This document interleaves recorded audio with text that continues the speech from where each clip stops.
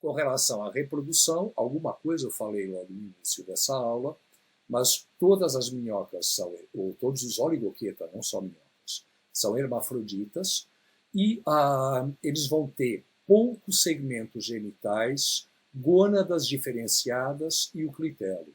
Então vejam, isso é o oposto de poliqueta. Poliqueta era todos os segmentos originalmente são férteis. Pode reduzir? Pode. Geralmente reduz ao longo das ligagens. Mas mesmo assim ainda são muitos segmentos férteis para cada animal.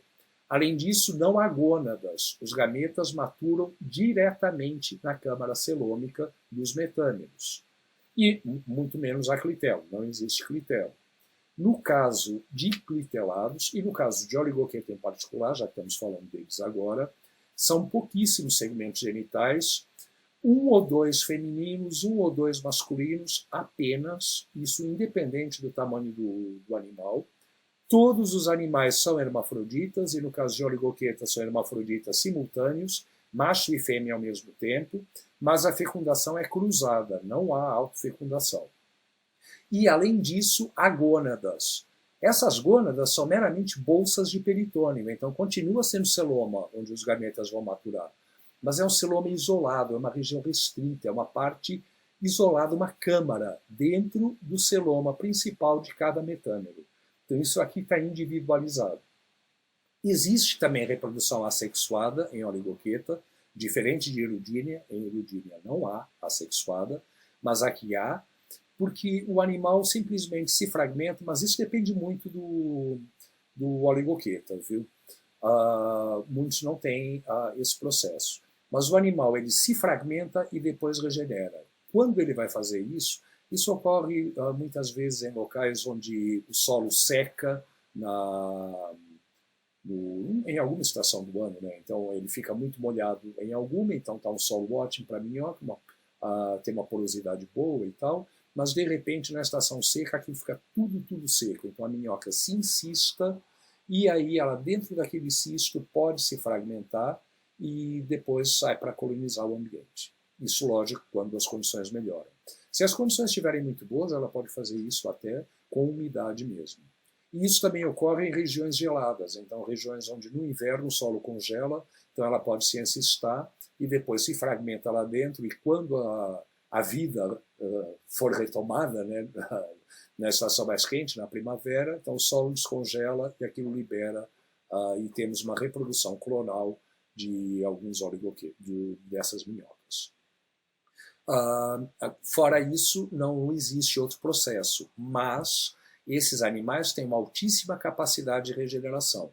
Então, principalmente pedaços contendo a cabeça, contendo a região anterior, tem uma facilidade grande de regenerar. Se forem em pedaços sem a extremidade anterior, quanto maior for o pedaço, maior a probabilidade de regenerar. Ou seja, quanto mais perto da região anterior tiver ocorrido o corte, mais fácil será a regeneração. Então há uma polaridade para esse processo de regeneração. Mas na reprodução sexuada, então nós temos gônadas, entre aspas. Essas gônadas, como eu disse, elas são meramente bolsas de peritônio, dentro das quais os gametas irão maturar. Além disso, também há espermatecas, que são bolsas também, dentro das quais vai haver a maturação dos gametas, como eu havia falado para... não, desculpa, bobagem total. Então, as espermatecas são bolsas onde serão armazenados os espermatozoides do parceiro obtidos durante a cópula. Então, só ocorre armazenagem aqui nas espermatecas. Não há maturação, não há absolutamente nada. Bem, então, falando dos aparelhos reprodutores mesmo, masculino e feminino, primeiramente masculino, vocês veem que há testículos. Testículo é o quê? Testículo é meramente um espessamento de peritônio na região do septo. Então, testículo, vocês têm representado aqui nesse esquema. Nessa outra espécie, vocês têm testículos representados aqui. E, mais uma vez, espessamentos do peritônio. Claro, são células diferenciadas, elas vão produzir gametas, vão produzir espermatogônios, mas elas têm uma origem a partir do peritônio. Bem, esses testículos produzem espermatozoides. Os espermatozoides são liberados no celoma do segmento e são encaminhados para vesículas seminais, dentro das quais vai haver maturação. Então, as vesículas seminais são órgãos do aparelho masculino, onde ocorre maturação dos espermatozoides produzidos pelo próprio animal. Quando esses espermatozoides estão prontos, então quando foi terminada a maturação, eles são eliminados através de um duto espermático. Deixa eu ver se eu consigo ver ele aqui. O duto espermático estaria aqui. Esse duto espermático vai eliminar, então, para fora do corpo pelo poro masculino. O olóculo masculino não foi representado aqui.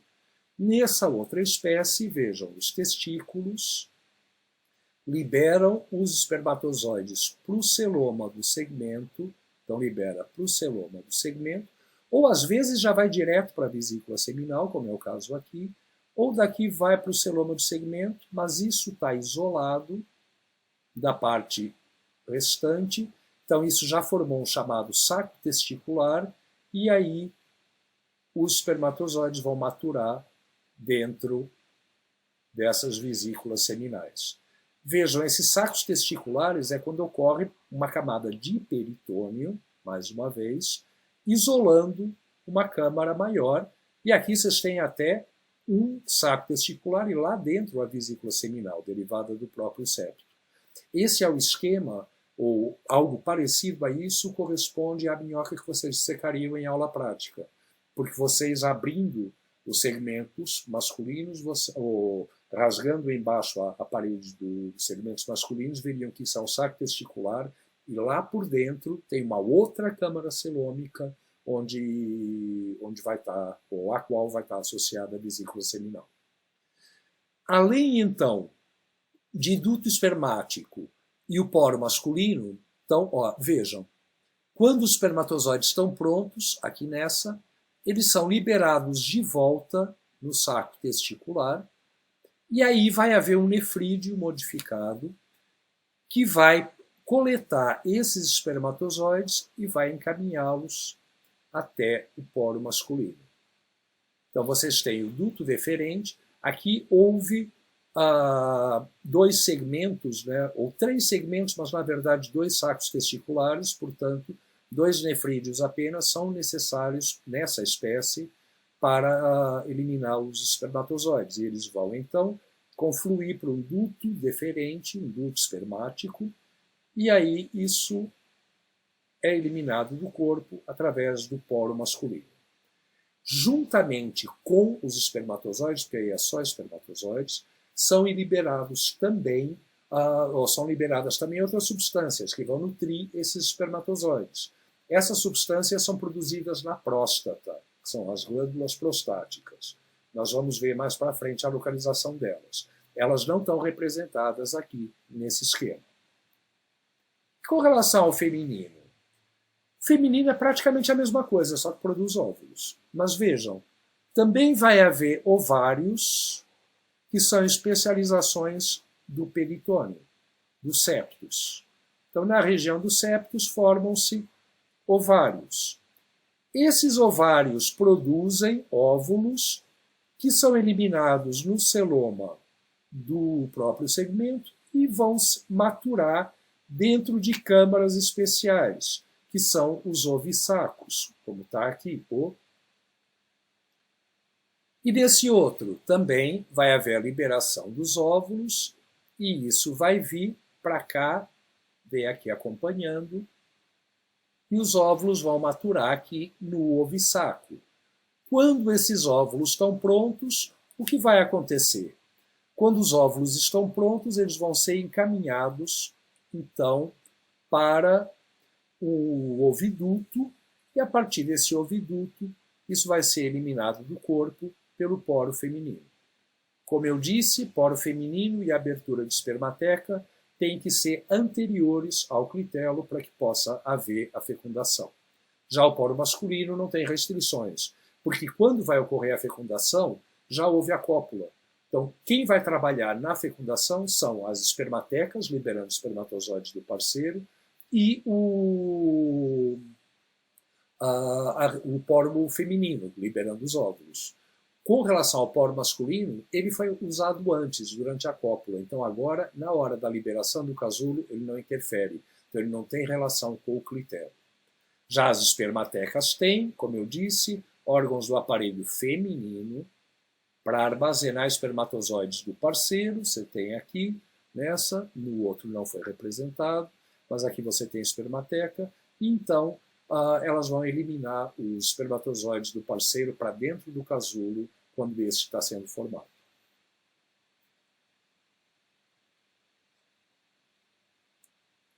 Na dissecção que a gente tinha, vejam, o que são as estruturas reprodutoras aqui?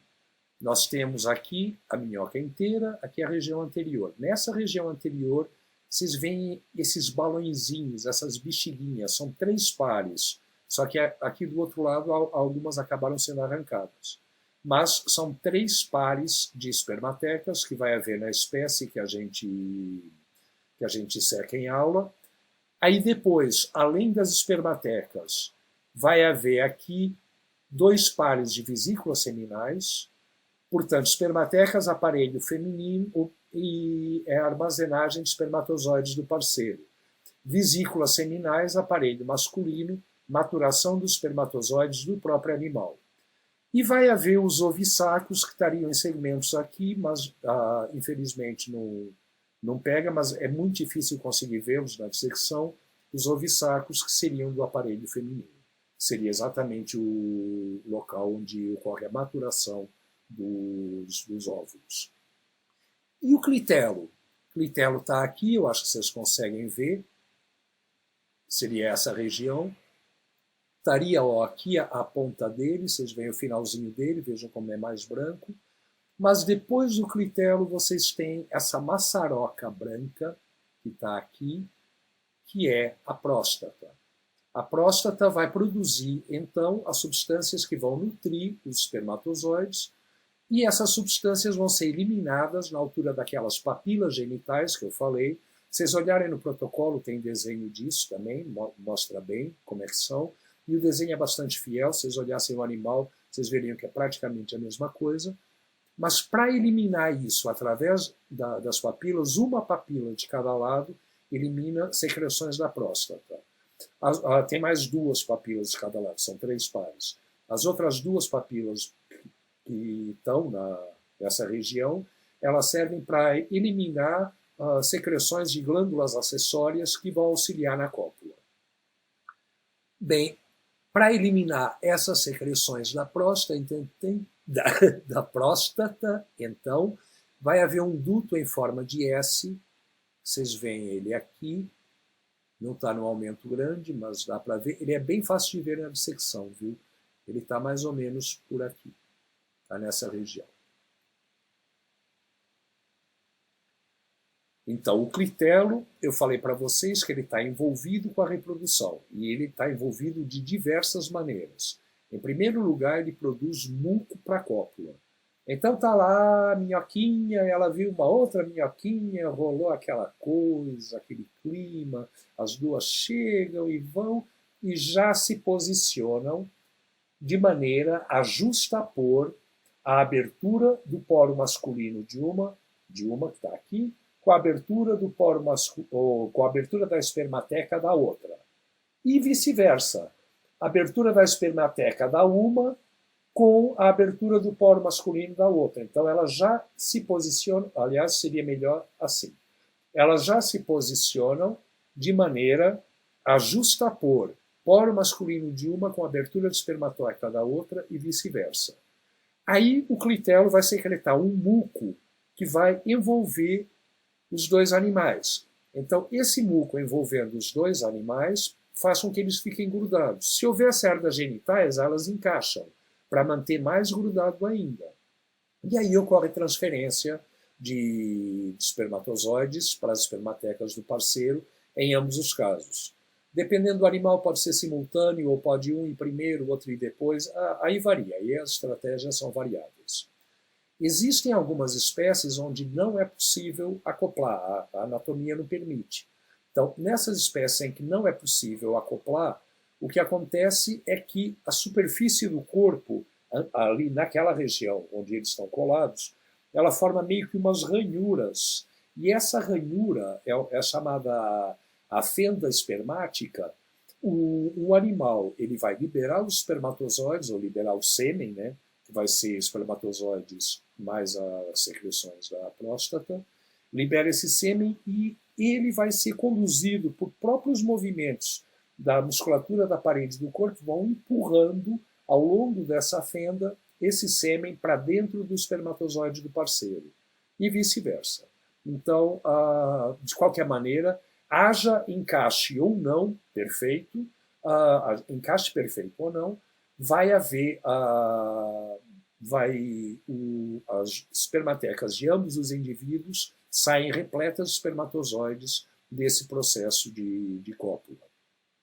Após isso, o clitelo começa a produzir albumina, que vai ser utilizada para nutrir os embriões, e começa também a produzir por fora uma capa. Eu não sei exatamente de que material é essa capa, se é quitina, se é outra coisa, eu acredito que seja quitina, mas de qualquer maneira isso não tem muita importância.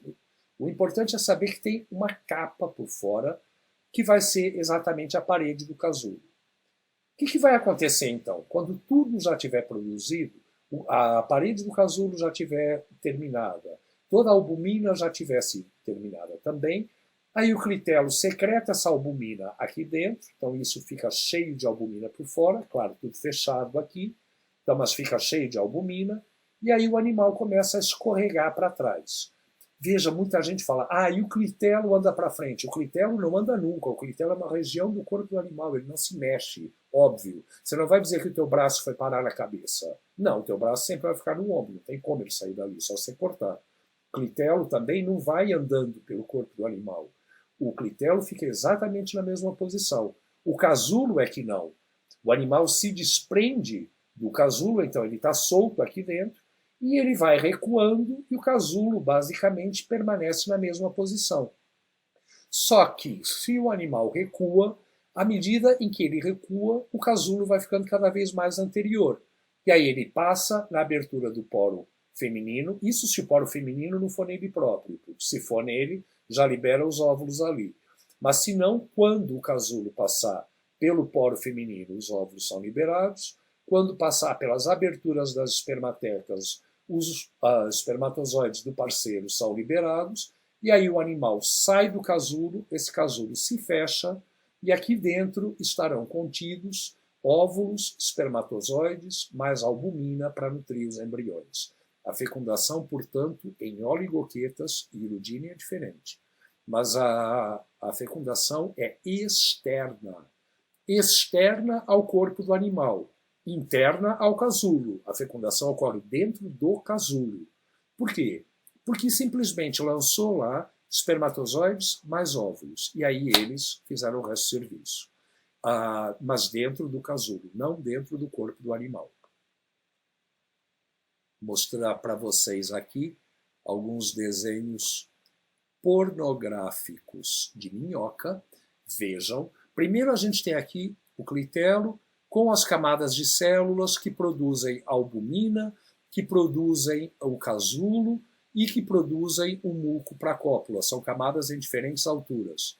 Vejam, mais externamente o muco para a cópula, intermediário é o casulo e mais interno são células que produzem albumina. Mas todas elas acabam desembocando lá em cima e liberando material aqui na região do clitelo, externamente ao corpo do animal.